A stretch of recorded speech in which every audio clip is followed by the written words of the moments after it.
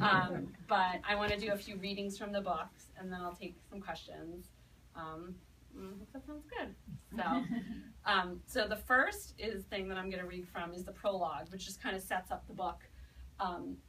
It's kind of one of the reasons the premise for the book, which talks about my only experience I ever had with a nanny as a working person, and this was before I had kids, before I was even married, and I was totally clueless. So, I never thought about nannies. I always knew that I wanted to have children one day, and I also always knew that I wanted a career. I just never thought about who would watch those children while I was having that career. I first learned about nannies while I was still single, childless, and working in a large magazine company in New York City. I loved my boss, Jennifer. She was well respected by just about everyone in the company.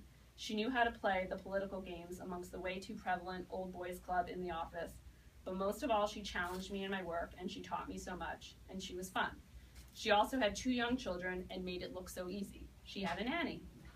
The first time I met her nanny, Louise, was when Louise brought Jennifer's 4-year-old son and 6-month-old daughter into the office.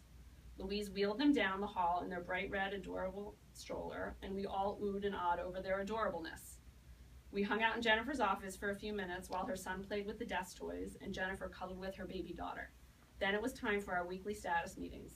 Jennifer handed the baby back to Nanny Louise. Before I got my notes together, the kids were kissed and strolled out of the office, down the hall, and off to wherever they went. It seemed like a great arrangement. I wanted to be Jennifer one day, a successful and happy working mom, a woman who had it all. And of course I would be her, right? I had a good education, solid job experience, and I worked very hard. I was also in a serious relationship with a great guy who I suspected I would marry one day, and together we would have adorable children. Just like Jennifer's children, my future kids would get strolled into my office one day by a smiley and loving nanny. I'd kiss them and play with them for a few minutes and then go about my day at work without a worry. It looked so easy and awesome. Then I had kids. So that's kind of the premise of what I thought it was going to be like, and it was nothing like that. So another reading that I'm going to do is from a chapter called The Young and Not So Young, and this is about how I was drawn to the younger nannies, and what I learned about that. I always wanted to find a clone of myself to be our nanny, but that wasn't very realistic. One of the many reasons I couldn't find a nanny clone is that nannies are generally either on the younger side or the older side of the mothers that want to employ them.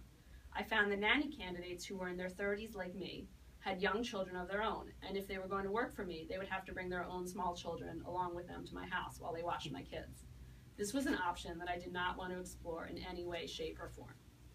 I was drawn to the young nannies. I wanted someone with lots of energy who could keep up with my children, and I related to the younger nannies. I guess there was a part of me that still saw myself as a recent college graduate ready to take on the world. That vision was crushed rather suddenly one day when one of our younger nannies recommended a restaurant to me because her mom liked it. That hurt. I always thought the young nannies thought of me as part of their generation. Clearly I was wrong about that. I was a bit taken aback by how young our first nanny, Amy, looked. All the names have changed, by the way. By our first nanny, Amy, looked when I first met her. But I figured that I looked that young right after I graduated from college. Amy had short, dark hair, bright blue eyes, and a face full of freckles. She actually reminded me of myself if I'd been a few inches shorter, didn't highlight my hair, and was able to pull off that cute pixie haircut. She had plenty of energy to keep up with baby and eventually toddler Joey. Nanny Amy always got right down on the floor and played with him, and she took him on long walks and ran around with him on the playground. She was silly with him and in many ways related to him better than she did with us. It worked. I knew what Nanny Amy was capable of, and I also knew about her limitations. She needed a lot of direction, and that was fine because I was happy to give it to her.